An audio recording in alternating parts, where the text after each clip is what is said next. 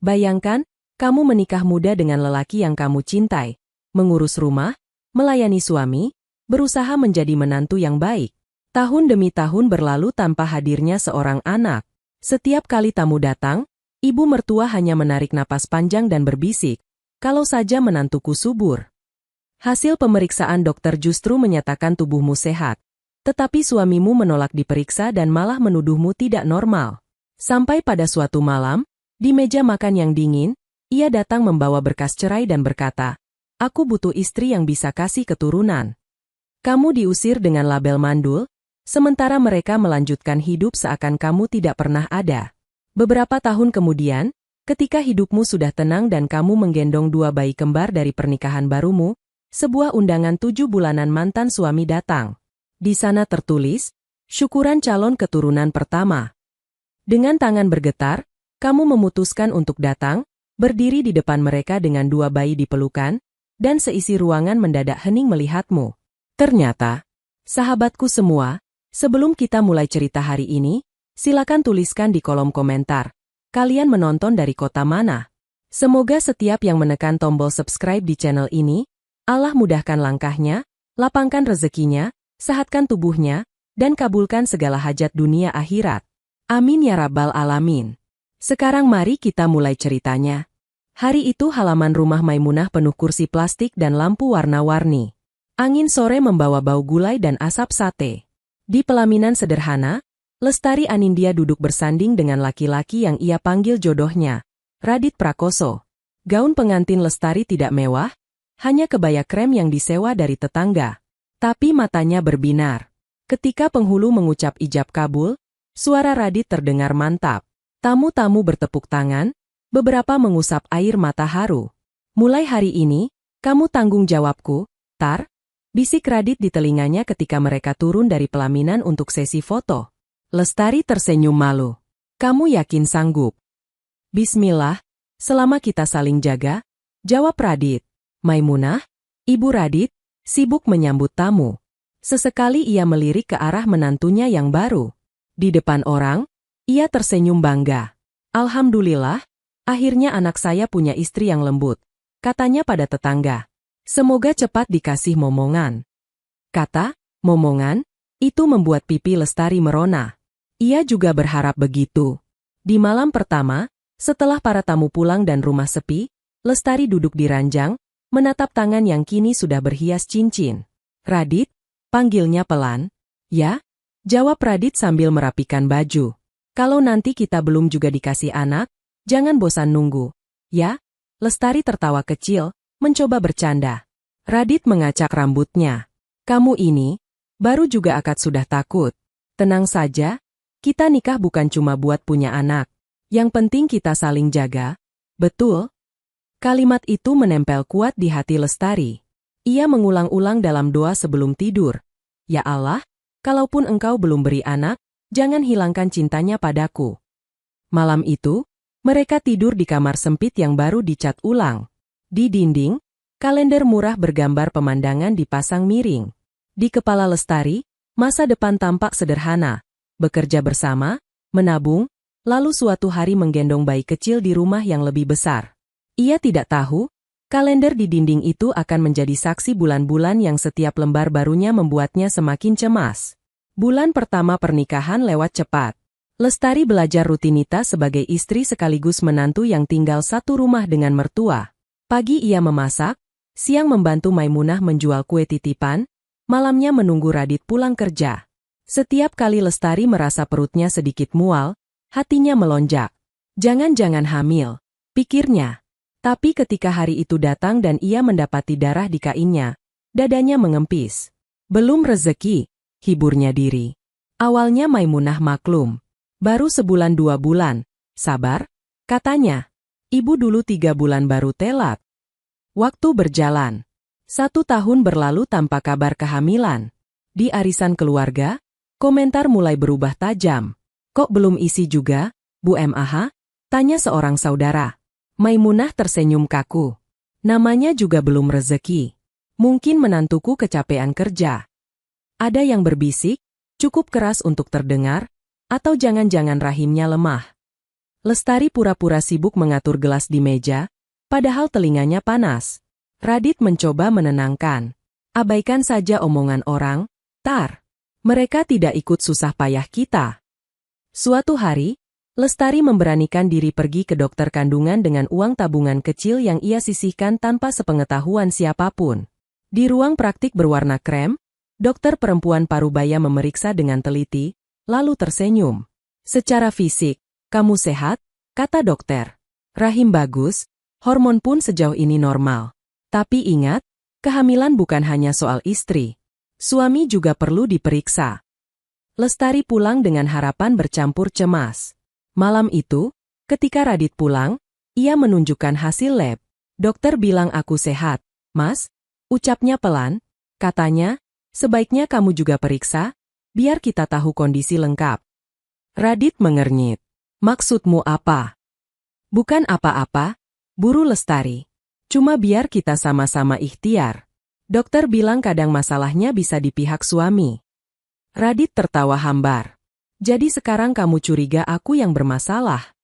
Bukan begitu, Mas, aku. Radit meletakkan gelas agak keras di meja. Lelaki itu tidak mandul. Tar. Jangan kebanyakan dengar omongan dokter. Lestari terdiam. Kalimat itu membuatnya sadar, ada tembok yang tidak gampang dilompati, harga diri seorang suami. Sejak percakapan itu, ia tidak pernah lagi mengajak Radit bicara soal pemeriksaan. Ia menyimpan kertas hasil lab di laci meja rias, bersama beberapa doa yang ia tulis di kertas kecil. Setiap bulan, ketika darah datang lagi, ia masuk kamar mandi pelan-pelan, duduk di lantai dingin, dan berbisik. Maaf, ya Allah, bukan aku tidak ridha, aku hanya lelah berharap. Tahun kedua pernikahan, nada bicara Maimunah berubah semakin tajam. Di dapur, saat Lestari mengiris bawang, Maimunah menghela napas panjang. Tar, kamu minum jamu apa sih? Tanyanya. Jamu kunyit kencur biasa, Bu. Kenapa? Orang-orang bilang ada jamu khusus biar cepat hamil. Komentar Maimunah. Masa kamu tidak cari? Masa ibu yang sudah tua begini yang harus lebih semangat? Lestari menahan perih di ujung mata karena bawang, bukan hanya karena kata-kata mertua. Saya sudah coba macam-macam, Bu. Mungkin memang belum waktunya. Atau jangan-jangan kamu terlalu banyak mikir. Lanjut Maimunah. Perempuan itu kalau pikirannya kusut, rahimnya ikut kusut. Lestari tersenyum kaku. Insya Allah saya berusaha tenang, Bu. Di pengajian, ketika ada tema tentang keturunan, Maimunah sering menghela napas keras. Doakan anak saya, Bu semua, katanya dengan nada dramatis. Sudah 3 tahun menikah belum juga dikasih cucu.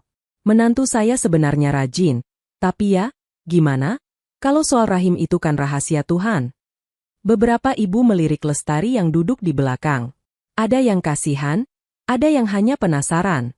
Salah satu tetangga mendekat setelah acara. Sabar ya, Tar, katanya. Mungkin kamu kurang ramuan ini itu. Lalu ia mulai menyebut daftar jamu, terapi, sampai saran aneh. Lestari mengangguk, meski di dalam hati mulai mempertanyakan, mengapa tidak ada yang menyarankan suami ikut periksa, ya? Di rumah, tekanan itu berlipat. Jika Lestari sedikit telat bangun, Maimunah langsung mengomel. Perempuan kalau tidak bekerja di kantor tapi tidak punya anak juga, ya buat apa? Jangan banyak tidur, katanya. Radit mendengar, tapi hanya menepuk bahu Lestari. Sabar ya, ucapnya singkat. Kalimat, sabar ya, lama-lama terdengar seperti cara halus untuk mengatakan, hadapi sendiri, aku tidak mau berurusan. Suatu sore, saat sedang menjemur pakaian, Lestari mendengar suara tetangga dari balik pagar. Kasihannya, Bu MAH, belum ada cucu. Maimunah menjawab, iya, saya juga tidak tahu. Mungkin memang rahimnya kurang bagus. Kalau anak saya dulu, alhamdulillah, banyak yang naksir. Tapi ya, jodohnya sama yang ini. Yang ini, yang dimaksud adalah dirinya. Lestari menunduk, menatap jemuran yang bergoyang tertiup angin. Air matanya menetes, menyatu dengan tetes air di ujung kain. Malamnya, ia menulis di kertas kecil. Kalau suatu hari engkau beri aku anak, ya Allah, Jangan biarkan aku memperlakukan menantuku nanti seperti aku diperlakukan sekarang. Kertas itu ia lipat dan selipkan di antara hasil lab yang masih tersimpan rapi. 2 bukti sekaligus. Bukti medis bahwa ia sehat, dan bukti doa bahwa ia tidak ingin menjadi penerus rantai luka. Tahun ketiga pernikahan, suasana rumah terasa lebih dingin. Radit semakin sering lembur, mengatakan ada proyek besar di kantor. Ia mulai pulang larut, kadang beraroma parfum yang tidak Lestari kenali. "Mas, kamu capek sekali," kata Lestari suatu malam, menyajikan teh manis. "Istirahat." "Ya." Radit hanya mengangguk sambil memandang layar ponsel. Senyumnya lebih banyak muncul ketika membaca pesan, bukan ketika menatap mata istrinya. Lestari mencurigai sesuatu, tetapi ia memilih menahan. "Jangan-jangan aku terlalu curiga," pikirnya. Ia sudah cukup sering dituduh berlebihan.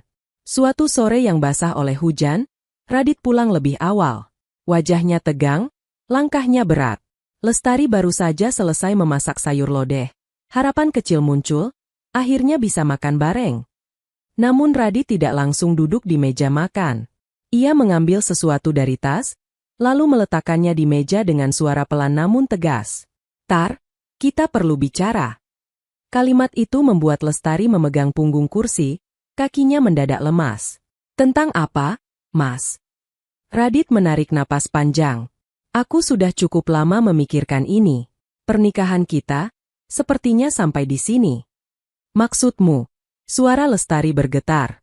"Aku ingin cerai," kata Radit, kali ini tanpa berbelit. Dunia seakan berhenti. Suara hujan di luar terdengar jauh. Lestari menatap kertas yang kini terbuka di meja. Surat permohonan cerai yang sudah diisi. Kenapa? Hanya itu yang bisa ia ucapkan. Radit menatap ke arah dapur, menghindari mata Lestari. "Kita sudah 3 tahun menikah, Tar. Tidak ada tanda-tanda anak." Ibu semakin sedih. "Aku juga ingin punya keturunan. Jadi karena aku belum hamil." Lestari mencoba memastikan. "Bukan cuma itu." Radit menelan ludah. "Ibu bilang, mungkin memang bukan jodoh. Daripada kita dua-duanya tua tanpa anak, lebih baik sekarang berpisah. Kamu masih muda, bisa cari laki-laki lain." "Aku juga." Ia berhenti, tidak melanjutkan bahwa ia sudah punya calon lain yang siap dinikahi. Lestari menunduk. "Kamu ingat hasil labku, Mas?" "Lab apa?" Radit berpura-pura lupa. Lestari mengambil kertas dari laci meja rias, menyerahkannya. "Dokter bilang tubuhku sehat. Waktu itu dokter menyarankan kamu ikut periksa. Tapi kamu marah. Bagaimana kamu yakin yang bermasalah aku?" Radit menatap kertas sebentar, lalu menaruhnya kembali di meja. "Lab itu hanya kemungkinan," katanya. "Orang juga lihat dari kenyataan. 3 tahun tidak hamil, fakta." "Maaf, Tar, aku tidak mau berdebat." "Dan keputusanmu bulat?" Lestari berbisik. "Bulat?" jawab Radit. "Ibu juga setuju." Seakan dipanggil, Maimunah keluar dari kamar, seolah sudah menunggu momen itu. "Tar," katanya tanpa basa-basi, "jangan anggap ini ibu jahat. Ibu hanya tidak ingin damar tua tanpa keturunan. Kamu perempuan baik, tapi mungkin memang takdirnya begini." Lestari menatap mertua yang dulu memeluknya di pelaminan. "Jadi semua perbuatan baikku selama ini kalah oleh satu hal yang bahkan belum terbukti salah di pihakku." Maimunah mengalihkan pandang. "Hidup tidak bisa menunggu terlalu lama." Lestari memandang Radit, menatap dalam-dalam seolah ingin mengingat wajahnya untuk terakhir kali sebagai suami. "Baik," katanya lirih. "Kalau ini keputusan kalian, aku akan tanda tangan. Tapi izinkan aku bilang satu hal." Radit mengangguk, meski wajahnya tegang. "Kalau suatu hari aku terbukti bisa punya anak," lanjut Lestari, air mata mengalir pelan, "aku berdoa semoga saat itu hati kalian sudah siap mengakui bahwa hari ini kalian salah menuduh. Bukan supaya kalian malu, tapi supaya kalian berhenti mudah menyalahkan perempuan lain." Tanpa menunggu jawaban, ia mengambil pulpen, menandatangani berkas dengan tangan bergetar. Suara jemarinya menggores kertas terasa lebih keras dari suara hujan. Malam itu, setelah koper kecilnya terisi beberapa baju, beberapa buku, dan selembar hasil lab, Lestari meninggalkan rumah dengan langkah berat. Tidak ada pelukan perpisahan, Hanya tatapan asing dari orang-orang yang dulu menyebutnya bagian keluarga. Di gerbang, ia menoleh sekali. Dalam hati, ia berbisik, "Ya Allah, kalau Engkau memang menutup pintu di rumah ini, tolong bukakan jendela di tempat lain. Jangan biarkan aku kehilangan iman hanya karena kehilangan suami." Dan di jalan kecil yang basah oleh air hujan, Lestari melangkah menuju bab baru hidupnya, membawa luka yang masih merah tetapi juga secuil keberanian yang belum ia sadari sepenuhnya. Kereta ekonomi melaju pelan meninggalkan kota tempat Lestari dulu menikah. Di kursi dekat jendela, ia duduk dengan tas ransel coklat dan koper kecil di rak atas. Tangannya menggenggam amplop berisi ijazah, beberapa sertifikat kursus, dan hasil lab yang sudah agak lecek di sudut. Kereta tujuan kota Madani akan segera berangkat. Suara petugas tadi menggema di stasiun. Kini, suara itu tinggal jadi gema samar di kepala. Lestari menatap kaca jendela. Bayangan dirinya menyatu dengan pemandangan sawah yang berganti cepat. "Aku benar-benar pergi," gumamnya pelan. Ia mengingat percakapan singkat dengan ibunya semalam lewat telepon. "Kalau kamu mau pulang kampung, Ibu siap," kata ibunya. "Bukan, Bu. Aku ingin cari tempat baru dulu. Kalau langsung pulang, aku takut cuma jadi bahan cerita orang," jawab Lestari. Ibunya terdiam sejenak, lalu berkata, "Asal kamu tidak menjauh dari Allah, kamu pergi kemanapun, Ibu Ridha." Di kota tujuan, Lestari menumpang di rumah kos sederhana milik pasangan suami istri sepuh. Ia mendapat kamar kecil dengan jendela menghadap gang. Di malam pertama, ia membentangkan sajadah dan sujud lama. "Ya Allah," bisiknya, "mereka mungkin lihat aku sebagai perempuan gagal. Tapi Engkau tahu bagaimana aku berusaha. Tolong jangan biarkan aku membenci mereka lebih dari aku mencintai MU." Hari-hari berikutnya ia sibuk mencari pekerjaan. Beberapa lamaran ia antar ke toko, ke warung makan, ke butik kecil. Kebanyakan menolak halus. Sampai suatu hari, ia membaca pengumuman di depan klinik bersalin kecil. Dibutuhkan asisten bidan, lulusan minimal SMA, lebih disukai yang teliti dan sabar. Lestari tersenyum miris. "Teliti dan sabar? Itu saja tugasku bertahun-tahun," gumamnya. Ia memberanikan diri masuk dan menyerahkan lamaran. Pemilik klinik, bidan parubaya bernama Rukmini, mewawancarainya singkat. "Kamu sudah menikah?" tanya Bu Rukmini. "Sudah, dan sudah berpisah," jawab Lestari jujur. "Ada anak?" lanjut Bu Rukmini. Lestari menggeleng. "Belum, Bu." Rukmini menatapnya beberapa detik. Ada sesuatu di mata Lestari, luka yang dalam tapi juga tekad. "Besok pagi kamu mulai kerja," kata Rukmini akhirnya. "Di sini, kita tidak menilai masa lalu orang, yang penting sekarang kamu jujur dan mau belajar." Di klinik itulah, Lestari mulai menyusun ulang hidup. Ia membersihkan ruang periksa, menyiapkan alat, menghibur calon ibu yang gelisah menunggu waktu melahirkan. Setiap kali mendengar tangis bayi pertama kali, dadanya bergetar. Kadang ia menangis diam-diam di kamar mandi. "Mungkin aku memang ditakdirkan hanya melihat bayi orang," pikirnya. Tapi pelan-pelan, keyakinan itu akan digoyahkan. Suatu siang yang panas, klinik bersalin kedatangan pasien lansia. Seorang ibu tua dengan tongkat, ditemani lelaki berjaket abu-abu yang wajahnya teduh. Lestari menyambut di meja pendaftaran. "Nama pasien?" tanyanya ramah. "Sri Rahayu," jawab lelaki itu. "Ini ibu saya." Lestari mengisi formulir. "Bapak namanya siapa?" "Saya Arfan Mahendra." Nama itu ia tulis pelan, entah mengapa terasa enak di lidah. Setelah proses administrasi, Bu Rukmini memeriksa Ibu Sri di ruang periksa. Arfan menunggu di ruang tunggu kecil dengan kursi besi. Lestari sesekali melintas, menawarkan air minum. "Terima kasih," kata Arfan. "Di sini selalu sejuk, padahal di luar panas." "Kami pasang kipas tambahan," ujar Lestari. "Soalnya banyak ibu hamil yang kegerahan."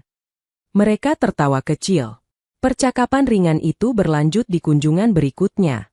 Arfan sering datang mengantar ibunya kontrol tekanan darah, kadang membawa roti atau buah sebagai tanda terima kasih untuk staf klinik. Suatu sore, klinik sepi. Hanya ada Ibu Sri di ruang periksa dan Arfan di ruang tunggu. Lestari duduk merapikan kartu pasien. "Mbak Les," panggil Arfan pelan, setelah ia membaca nama di papan nama. Iya, Lestari menoleh. Boleh tanya sesuatu? Kalau tidak sopan, silakan tidak usah dijawab, katanya hati-hati. Silakan, senyum Lestari. Kenapa mata Mbak sering merah ketika ada bayi lahir? Tanya Arfan. Saya beberapa kali lihat Mbak keluar dari ruang persalinan, seperti habis menahan tangis. Lestari terdiam sesaat. Ia tidak menyangka ada yang memperhatikan sampai sedetail itu. Saya cuma terharu, jawabnya akhirnya. Melihat kehidupan baru selalu membuat saya ingat bahwa Allah masih terus memberi kesempatan pada manusia. Sementara saya, ia berhenti, menelan akhir kalimat. Sementara Mbak pernah merasa tidak diberi kesempatan, sambung Arfan pelan. Lestari kaget. Kok Bapak tahu? Arfan mengangkat bahu. Saya duda, Mbak. Saya tahu mata orang yang pernah kecewa.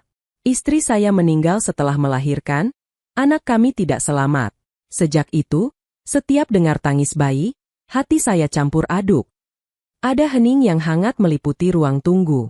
Dua orang dengan luka berbeda duduk bersebelahan tanpa banyak kata. Esok-esoknya, percakapan mereka semakin dalam. Arfan tidak pernah menanyakan secara detail tentang masa lalu Lestari, tetapi sekali waktu, saat mengantar ibunya kontrol, ia berkata, "Kalau suatu hari Mbak ingin cerita, saya siap mendengar. Bukan sebagai laki-laki yang sok menyelamatkan, tapi sebagai sesama manusia yang tahu rasanya ditinggal." Lestari tertawa kecil. "Nanti kalau saya sudah tidak gampang nangis, saya cerita." Namun malam-malam setelah itu, ia mulai mendoakan seseorang bernama Arfan dalam sujudnya. Bukan meminta jodoh, hanya meminta kebaikan untuk lelaki yang sikapnya halus dan matanya teduh. Hubungan Lestari dan Arfan berkembang perlahan, tanpa drama. Ibu Sri ternyata menyukai Lestari. Anak ini rajin dan sopan, katanya. Diam-diam, ia beberapa kali menyebut nama Lestari dalam doa. Suatu hari, setelah kontrol, Ibu Sri menggandeng tangan Lestari. "Nak, kalau kamu tidak keberatan, mampirlah ke rumah. Ibu ingin traktir kamu makan siang," ucapnya. Di rumah sederhana yang rapi, Lestari melihat sisi lain keluarga Arfan. Foto-foto almarhum istri Arfan terpajang, juga foto Arfan di depan rumah sakit dengan mata sembab. "Ini waktu istri saya meninggal," jelas Arfan lirih ketika melihat Lestari memandang foto itu. "Sejak itu, saya tidak berani lagi berharap banyak soal anak." Pertemuan demi pertemuan membuat Arfan yakin. Ia mengungkapkan niatnya dengan cara sederhana. "Lestari," katanya suatu malam, di teras rumah Ibu Sri, "aku tahu kamu punya masa lalu yang berat. Aku juga. Tapi aku merasa tenang setiap melihat kamu ada di rumah ini. Kalau Allah izinkan, maukah kamu menikah denganku? Kalaupun nanti kita tidak diberi anak, aku tidak akan menyalahkanmu. Aku hanya ingin kita saling jaga sampai tua." Lestari menangis, bukan karena sedih, tapi karena lega. "Aku takut, Fen," katanya jujur. "Takut nanti ternyata memang aku tidak bisa punya anak." "Kalau benar begitu, berarti tugas kita hanya saling menemani," jawab Arfan. "Allah tidak salah memberi peran. Kadang orang disuruh mengasihi tanpa diberi keturunan kandung." Setelah istiharah dan berkonsultasi dengan ibunya, Lestari menerima lamaran Arfan. Pernikahan mereka berlangsung sangat sederhana, hanya dihadiri keluarga dekat dan beberapa rekan kerja klinik. Di pelaminan kecil, Lestari mengenakan kebaya sederhana, tetapi senyumnya berbeda dari dulu. Ada kedewasaan yang lahir dari luka. Beberapa bulan setelah pernikahan, Lestari merasa tubuhnya berbeda. Ia mudah lelah, mual di pagi hari, dan terlambat datang bulan. Hatinya berdebar. Jangan-jangan cuma masuk angin. Ia menenangkan diri. Namun ketika gejala itu tidak hilang, Bu Rukmini menyarankan tes kehamilan. "Kalau kamu tidak mau lihat sendiri, biar ibu yang baca hasilnya," kata Rukmini. Di toilet klinik, Lestari menatap dua garis merah yang muncul jelas. Tangannya gemetar sampai alat itu hampir jatuh. "Ibu," panggilnya pelan, keluar dengan wajah pucat. Rukmini menatap strip tersebut, tersenyum lebar. "Selamat, Tar. Kamu hamil." Lestari menangis terisak, menutup wajah. "Saya takut, Bu. Ini nyata." "Nyata?" jawab Rukmini. "Dan kamu harus menjaganya." Ketika diberi USG pertama, Dokter mengatakan sesuatu yang membuat semua orang di ruangan terdiam. Ini, bukan satu. Ada 2 kantung, ujarnya. Selamat, Ibu, kamu mengandung bayi kembar. Lestari memandang layar monitor, melihat 2 titik kecil berdenyut. Ia rasa lututnya lemas. Dalam hati ia berkata, "Ya Allah, Engkau bukan hanya membantah tuduhan mereka, Engkau bahkan memberi 2 sekaligus." Malamnya, ia menceritakan kabar itu pada Arfan. Arfan mengangkat kedua tangan, menutup wajah, lalu sujud lama di ruang tamu. "Aku tidak sangka," ucapnya sambil terisak. "Padahal aku sudah belajar ikhlas kalau tidak punya anak." Lestari memegang bahunya. "Tolong jangan jadikan ini ajang pembuktian, ya. Aku takut." Arfan menggeleng tegas. "Tidak. Anak-anak ini hadiah, bukan senjata.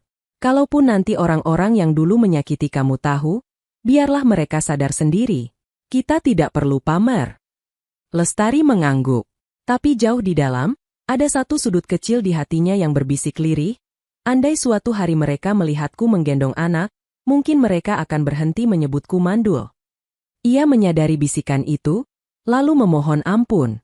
"Ya Allah, kuatkan aku untuk menikmati hadiah ini tanpa menjadikannya alat balas dendam." Doanya setiap malam.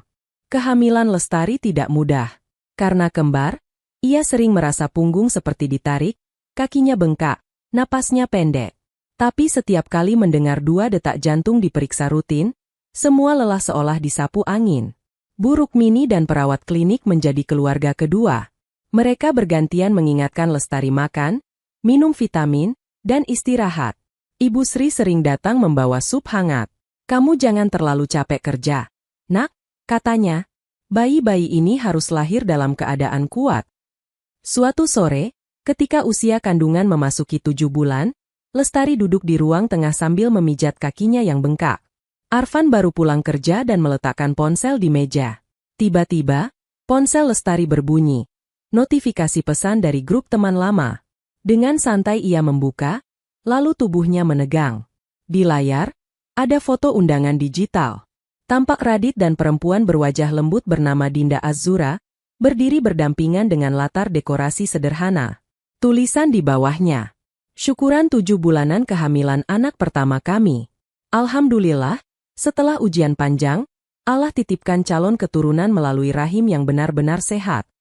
Di caption grup, salah satu teman menulis, "Ternyata masalahnya memang di kamu, Tar. Maaf dulu sempat ikut suuzon." Lestari menatap layar lama, seolah kata-kata itu bisa tiba-tiba berubah. Tangannya bergetar.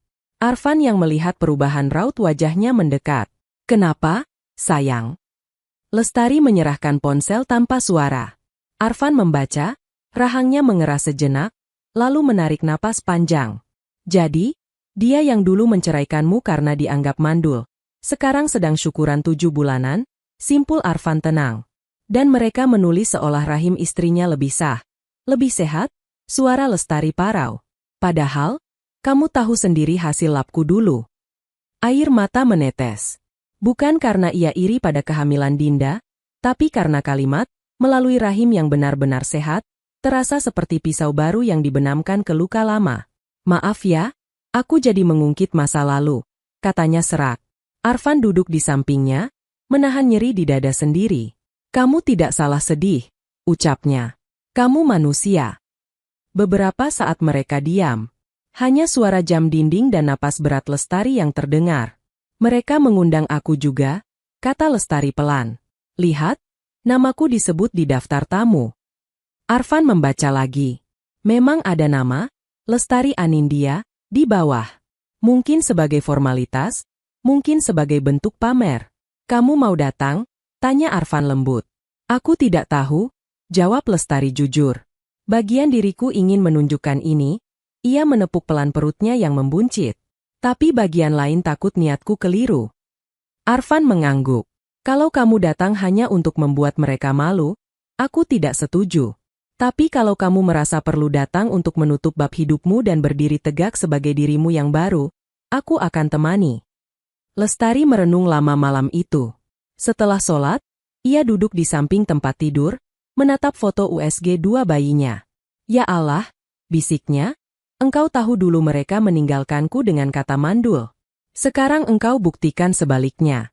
Kalau aku datang ke acara itu, jaga hatiku supaya tidak sombong, supaya kakiku melangkah bukan untuk pamer, tapi untuk menunjukkan bahwa engkau mampu memulihkan harga diri hambamu. Keesokan harinya, Lestari menjawab pesan undangan dengan singkat.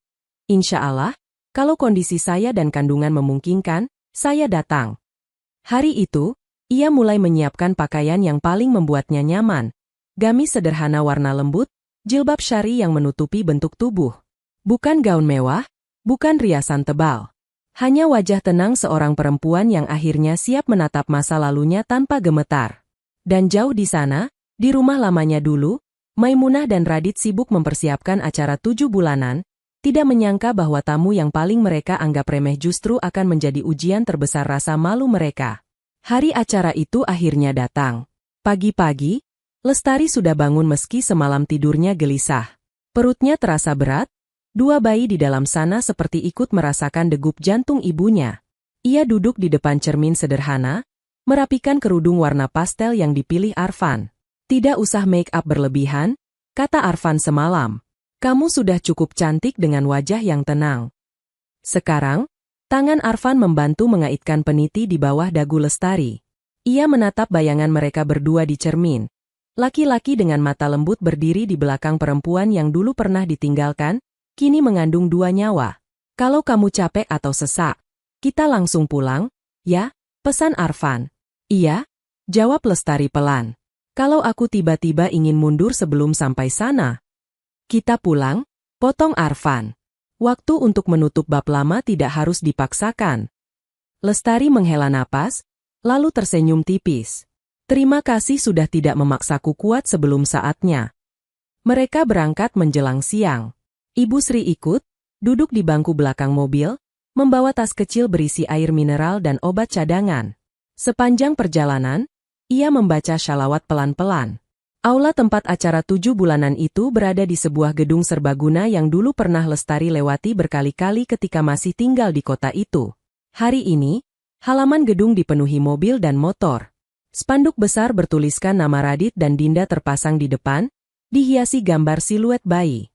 Ketika mobil Arfan memasuki area parkir, dada Lestari berdebar.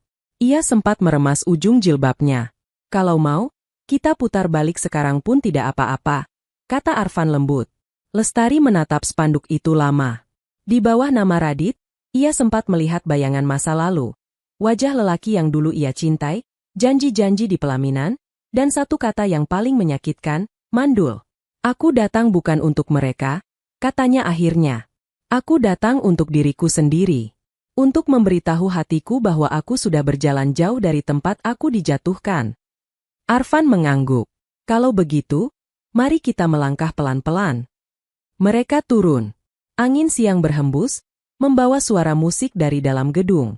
Di pintu utama, ada meja penerima tamu.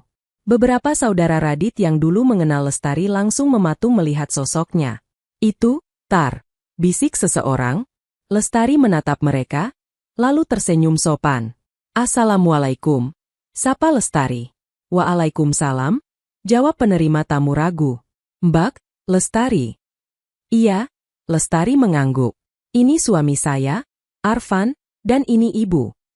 Ia menyerahkan amplop kecil yang sudah disiapkan. Tangan penerima tamu sempat gemetar ketika menerima. Di buku tamu, Lestari menulis namanya dengan huruf yang tegas, menambahkan nama Arfan di samping. Ia merasa seperti menandai kehadirannya kembali ke kota ini bukan sebagai perempuan yang dibuang, tetapi sebagai perempuan yang sudah memilih sendiri kemana ia melangkah. Saat mereka masuk ke dalam aula, suara obrolan dan tawa pelan tiba-tiba mereda. Beberapa kepala menoleh. Lampu-lampu kristal di plafon memantulkan kilau halus di jilbab Lestari. Di panggung depan, Radit dan Dinda sedang duduk di kursi dekorasi, ditemani Maimunah dan beberapa saudara. Radit melihat ke arah pintu dan membeku. Matanya membelalak seolah tidak percaya. Maimunah yang sedang menyuap kue hampir menjatuhkan piring. Dinda mengerutkan kening, bingung. Lestari merasakan semua tatapan itu, namun ia terus berjalan. Langkahnya pelan, diapit Arfan dan Ibu Sri. Setiap langkah seperti menginjak pecahan kenangan, Tetapi ia tidak lagi terluka sedalam dulu. Di perutnya, dua nyawa kecil bergerak, seakan memberi dukungan.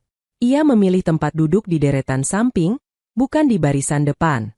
Ia tidak berniat mencuri panggung.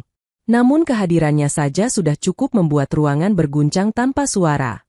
Acara dimulai dengan pembacaan doa dan tausiah singkat dari seorang ustaz. Lestari berusaha fokus, namun telinganya kadang justru mendengar bisik-bisik di belakang. Itu istri pertamanya, kan? Katanya mandul, kok sekarang hamil besar? Dengar-dengar nikah sama duda dari kota sebelah. Lestari menarik napas dalam, menghembuskannya pelan. Di sampingnya, Arfan menyentuh jemarinya pelan, memberi isyarat dukungan. Setelah sesi tausiah, pembawa acara memanggil keluarga inti naik ke depan untuk sesi foto dan penyampaian ucapan. Radit dan Dinda berdiri, Maimunah ikut mengiringi.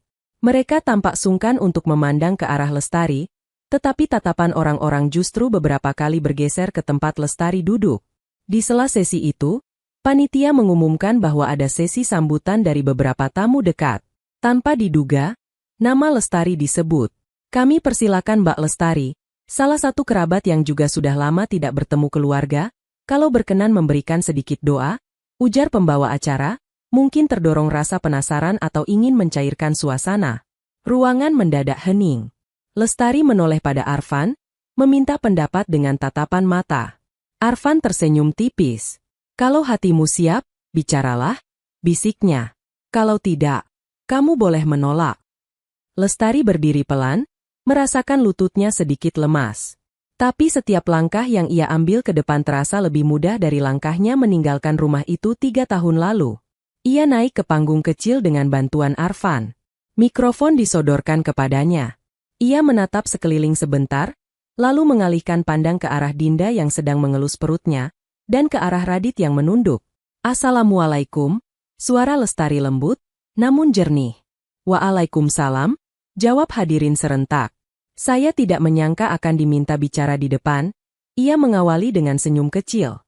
Sebenarnya saya datang hanya sebagai tamu yang ingin mendoakan tanpa diketahui siapa-siapa. Beberapa orang tersenyum miring, beberapa menahan napas. Saya dan Radit pernah berjalan dalam satu rumah tangga. Lanjut Lestari, tanpa menyebut detail menyakitkan. Waktu itu, kami sama-sama berharap diberi keturunan. Nyatanya, sampai hari kami berpisah, doa itu belum dikabulkan. Ia menghela napas sebentar. Dulu, banyak kata yang terlontar, banyak penilaian yang mungkin sekarang ada yang menyesalinya. Tapi hari ini, saya berdiri di sini bukan untuk mengungkit, hanya untuk mengucap 2 hal, selamat dan terima kasih. Ruangan berbisik pelan. Radit mengangkat kepala, menatap Lestari heran. Selamat, karena akhirnya doa kalian tentang keturunan sedang dijawab Allah melalui Dinda, katanya sambil menoleh ke arah Dinda. Semoga anak yang sedang dikandung diberi kesehatan lahir batin, menjadi penutup kekurangan kalian, bukan sumber pertengkaran baru. Lestari berhenti sejenak, menahan haru. Dan terima kasih, karena perceraian yang dulu sangat menyakitkan menjadi jalan yang membawa saya bertemu seseorang yang sekarang saya sebut suami. Ia menoleh ke arah Arfan yang berdiri di bawah panggung. Mata Arfan berkaca-kaca. Kalau bukan karena kalian melepas saya dengan cara yang keras, lanjut Lestari, saya mungkin tidak akan pindah kota, tidak akan bekerja di klinik, tidak akan bertemu Arfan, dan mungkin tidak akan merasakan keajaiban ini. Perlahan, Lestari meletakkan tangannya di perut. Ruangan mengikuti gerakan itu, baru benar-benar menyadari bahwa tubuhnya bukan hanya gemuk biasa. Saya tidak menyembunyikan lagi, suaranya sedikit bergetar. Hari ini saya datang membawa 2 amanah di dalam perut saya. Kalau dulu kalian pernah mencap saya mandul, mungkin hari ini Allah sedang menjawab tanpa saya perlu berkata apa-apa. Beberapa orang menutup mulut, terkejut. Maimunah terpekur, bola matanya berkaca-kaca. Radit menelan ludah berulang kali. Saya tidak ingin kalian malu, kata Lestari lembut. Saya hanya ingin kalian tahu bahwa manusia tidak punya hak menempelkan label selamanya pada rahim orang lain. Karena rahim itu milik Allah, bukan milik omongan. Kalimat itu menggantung di udara, menyentuh banyak hati yang pernah ikut menghakimi. Lestari menutup sambutannya dengan doa singkat, lalu mengucap salam. Tepuk tangan terdengar, Pelan namun tulus. Bukan tepuk tangan meriah, lebih seperti penghormatan pada keberanian yang tidak perlu meninggikan suara. Setelah sesi sambutan, acara kembali mengalir. Namun atmosfer ruangan sudah tidak sama. Banyak yang diam, memikirkan kalimat Lestari.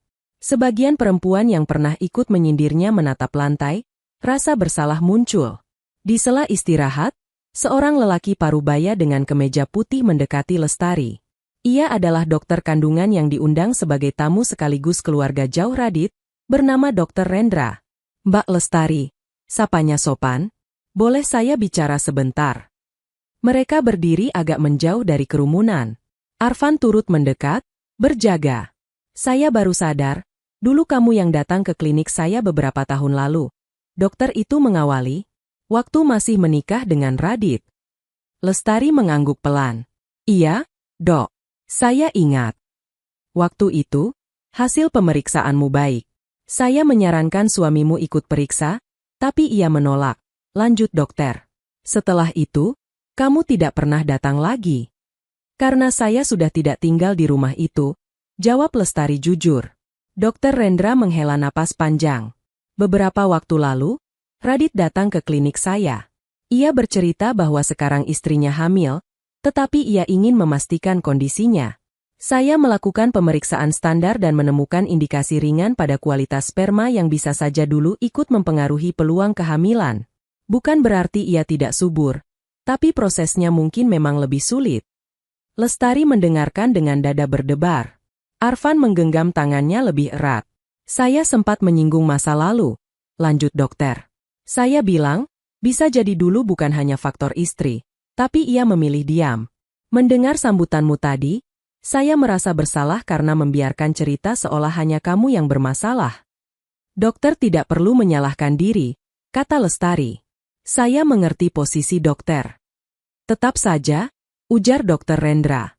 "Kalau kamu tidak keberatan, nanti ketika ada kesempatan, saya ingin menyampaikan di depan keluarga inti, dengan bahasa hati-hati. Bukan untuk mempermalukan Radit, tapi agar pola menyalahkan perempuan berhenti di sini." Lestari tertegun. Bagian dirinya ingin berkata, "Ya, katakan, biar mereka tahu." Bagian lain takut itu berubah menjadi ajang mempermalukan. Arfan menatapnya, memberi ruang untuk memutuskan. "Ini hidupmu," katanya lembut. "Kamu yang putuskan." Lestari menutup mata sebentar, mengingat doa malamnya. Lalu ia berkata pelan, "Kalau dokter bisa menyampaikannya dengan cara yang menjaga kehormatan semua pihak, saya tidak keberatan." Kesempatan itu datang lebih cepat dari dugaan. Menjelang akhir acara, pembawa acara mempersilakan Dr. Rendra memberi sedikit nasihat kesehatan seputar kehamilan. Dokter naik ke panggung, membawa mikrofon. Setelah menjelaskan hal-hal umum tentang menjaga kandungan, ia berhenti sejenak. "Saya ingin menyampaikan sesuatu sebagai pelajaran bersama," katanya. "Bukan khusus untuk keluarga ini, tapi untuk kita semua." Ia menceritakan secara umum bahwa dalam masalah kesuburan, tidak bijak menyalahkan satu pihak saja. Ia menyebut bahwa ia pernah menangani pasangan di mana istri terus-menerus dituduh tidak subur, padahal setelah diperiksa, suaminya justru memiliki faktor yang menghambat. "Saya tidak akan sebut nama," ujarnya, menatap sekilas ke arah Radit. "Yang penting kita pahami, ketika sebuah rumah tangga mengalami ujian belum punya anak, itu bukan alasan untuk menghinakan salah satu. Apalagi menyebarkan label mandul yang bisa jadi tidak sesuai kenyataan. Karena hari ini, saya melihat sendiri, perempuan yang dulu datang dengan mata sembab itu justru berdiri di sini mengandung bayi kembar, lengkap dengan suami yang mencintainya." Ruangan hening. Semua tahu siapa yang dimaksud, meski nama tidak disebut. Maimunah menutup wajahnya dengan kerudung, bahunya berguncang. Radit menatap lantai, dadanya sesak. Kata-kata itu bukan cambuk kasar, tapi cukup untuk membuat benteng pembenaran diri runtuh. "Jadi, mari kita belajar lebih hati-hati dalam menilai," tutup dokter. "Karena yang paling berhak memberi label hanyalah Allah." Tepuk tangan kembali terdengar, kali ini disertai beberapa isak tertahan. Di bangkunya, Lestari merasa dadanya seolah terbuka dan udara baru masuk. Ia tidak perlu lagi mengulang-ulang cerita kepada orang, karena ada saksi profesional yang memberi penegasan. Setelah acara formal selesai, tamu dipersilakan menikmati hidangan. Beberapa orang mendekati Lestari untuk sekadar menyalami atau meminta maaf dengan kata-kata sederhana. "Maaf ya, dulu saya ikut-ikutan ngomong," ujar seorang ibu. "Saya juga," tambah yang lain. "Ternyata kita sudah menzalimimu." Lestari menerima dengan senyum. "Saya juga banyak salah. Mungkin dulu saya terlalu banyak diam sampai membuat orang merasa bebas berkata apa saja. Yang penting sekarang kita sama-sama belajar menjaga lisan." Sementara itu, di dekat panggung, Radit duduk sendirian. Dinda sedang ditemani beberapa temannya, sementara Maimunah mengurung diri di ruang kecil belakang. Wajah Radit pucat, seperti orang yang baru saja bangun dari mimpi panjang. Arfan mendekati Lestari. "Aku rasa, cepat atau lambat, Radit akan ingin bicara denganmu," katanya pelan. Lestari mengangguk, menatap ke arah lelaki yang dulu menjadi suaminya. "Aku siap kalau itu terjadi. Bukan untuk menyaksikan penyesalannya, tapi untuk mengatakan pada diriku sendiri bahwa aku sudah benar-benar selesai." Tidak lama kemudian, Radit berjalan mendekat, langkahnya berat. Ia berhenti beberapa langkah dari Lestari dan Arfan. "Assalamualaikum," sapanya lirih. "Waalaikumsalam," jawab Lestari dan Arfan hampir bersamaan. Radit menatap Arfan sesaat, lalu menunduk hormat. "Terima kasih sudah mengenalkan kembali arti amanah pada perempuan yang pernah aku sia-siakan," ucapnya. Arfan mengangguk tenang. "Semoga Allah menjaga rumah tangga kita masing-masing." Radit beralih menatap Lestari. Mata mereka bertemu. Di sana tidak ada lagi cinta yang sama, hanya dua orang yang saling mengenali sebagai bagian dari perjalanan hidup satu sama lain. "Tar," suara Radit bergetar, "tidak ada kata yang cukup untuk menebus apa yang dulu aku katakan. Aku menyebutmu mandul di depan orang, padahal aku bahkan menolak memeriksa diriku sendiri. Dokter tadi," ia menarik napas, "sebenarnya sudah mengatakan hal itu padaku beberapa waktu lalu. Tapi aku terlalu malu mengakuinya." Lestari mendengarkan tanpa memotong. "Melihatmu tadi di panggung, mengandung bayi kembar," Radit melanjutkan, rasanya seperti ditampar tanpa tangan. "Bukan karena aku iri, tapi karena aku sadar, aku selama ini hidup dari kebohongan yang kubuat sendiri." Ia menunduk, air mata menetes. "Maafkan aku, kalau bisa." Lestari menghela napas pelan. "Aku sudah memaafkanmu bahkan sebelum aku hamil," katanya jujur. "Bukan karena aku suci, tapi karena kalau aku terus menyimpan marah, rahimku mungkin tidak punya ruang untuk keajaiban." Radit menatapnya, bingung. "Keajaiban?" "Iya," Lestari tersenyum tipis. "Keajaiban bukan hanya tentang punya anak. Keajaiban juga tentang kemampuan berhenti membenci orang yang menyakiti kita. Aku tidak ingin dua bayi di dalam perutku tumbuh dari rahim yang penuh dendam. Jadi jauh sebelum janin ini ada, aku belajar melepaskan." Radit mengangguk pelan, air mata masih mengalir. "Terima kasih, sudah tidak membongkar semua keburukan aku di depan orang tadi. Kalau aku lakukan itu, apa bedanya aku denganmu yang dulu?" jawab Lestari lembut. "Cukup dokter yang memberi penjelasan. Tugasku hanya menjaga hati." Percakapan itu ditutup dengan salam. Tidak ada pelukan dramatis, tidak ada janji menjadi teman baik. Hanya dua orang yang akhirnya menerima bahwa mereka bukan lagi tokoh utama di hidup masing-masing. Di ruang kecil belakang aula, Maimunah duduk di kursi plastik, mukanya pucat, matanya bengkak. Ia mendengar sebagian besar acara, termasuk sambutan Lestari dan penjelasan dokter. Setiap kalimat seperti menambah berat batu yang menekan dadanya. Ketika pintu diketuk pelan, ia mengira itu salah satu saudara. Ternyata Lestari yang muncul, ditemani Arfan dan Ibu Sri berdiri di luar. "Boleh saya masuk, Bu?" tanya Lestari lembut. Maimunah terkejut, lalu cepat-cepat mengusap air mata.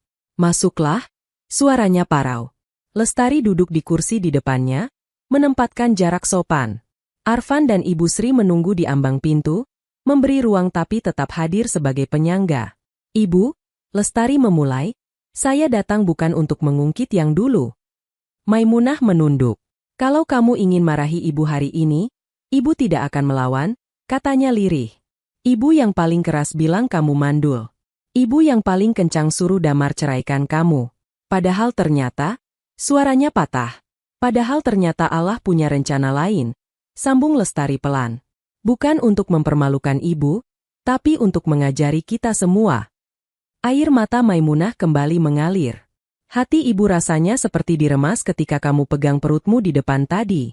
Bukan karena ibu iri, tapi karena ibu sadar, selama ini ibu sudah menindas hati yang tidak bersalah. Lestari menghela napas, lalu berkata, "Ibu, saya juga punya salah.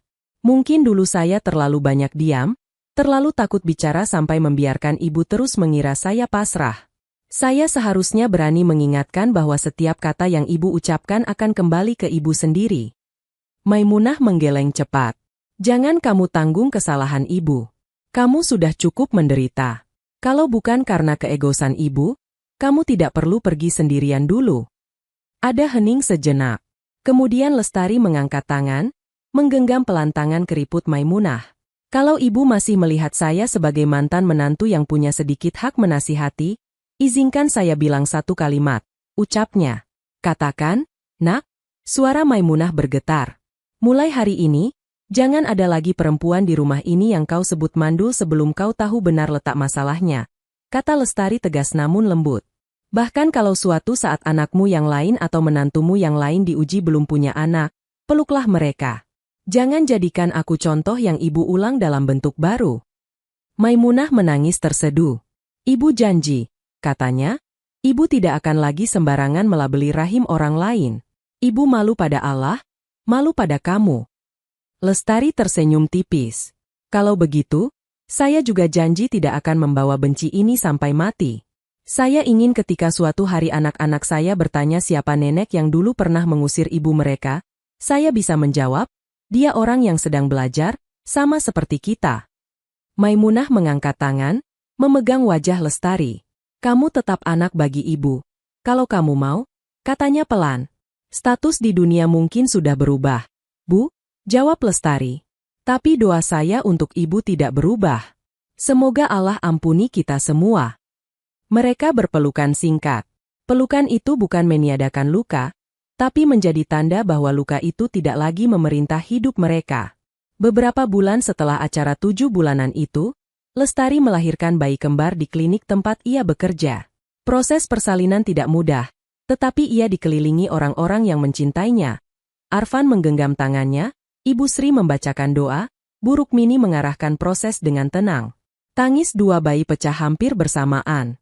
Satu laki-laki, satu perempuan. Lestari memeluk mereka dengan tubuh yang lemah, air mata bercampur keringat. "Selamat datang, Bian dan Bella," bisiknya. "Kalian lahir bukan untuk menjadi alat pembuktian, tapi untuk menjadi alasan ibumu terus belajar memaafkan." Kabar kelahiran itu sampai juga ke telinga Radit dan Maimunah. Mereka mengirim pesan singkat selamat. Lestari membalas dengan foto dua bayi mungil yang digendong Arfan, senyum mereka mengalirkan ketenangan. Waktu berlalu. Bian dan Bella tumbuh menjadi anak-anak ceria. Kadang Lestari mengajak mereka mengunjungi kota lama, sekadar silaturahmi ke rumah Maimunah yang kini tinggal bersama Dinda dan anaknya. Tidak ada lagi tatapan sinis, tidak ada lagi kalimat tajam. Yang ada hanya gelak tawa cucu-cucu yang berlari di halaman. Radit sering memperhatikan dari kejauhan, ekspresi campur aduk. Penyesalannya tidak pernah benar-benar hilang, tetapi ia belajar menerima bahwa kesalahan masa lalu tidak bisa diperbaiki dengan merebut kembali apa yang sudah bukan miliknya.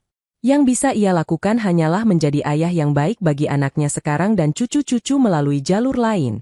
Suatu sore, ketika matahari condong ke barat, Lestari duduk di teras rumah kecilnya. Bian dan Bella bermain di lantai, Arfan membaca buku di sampingnya. Angin lembut membawa aroma masakan tetangga. "Fen," kata Lestari pelan. "Ya," jawab Arfan, menutup buku. "Kalau dulu aku tidak diceraikan dengan cara sekasar itu, mungkin kita tidak pernah ketemu," ucapnya. Arfan tersenyum. "Kalau dulu aku tidak kehilangan istri dan anakku, mungkin aku juga tidak pernah belajar menerima orang baru. Hidup memang aneh. Kadang yang terasa seperti akhir, sebenarnya belokan." Lestari menatap langit yang mulai berwarna jingga.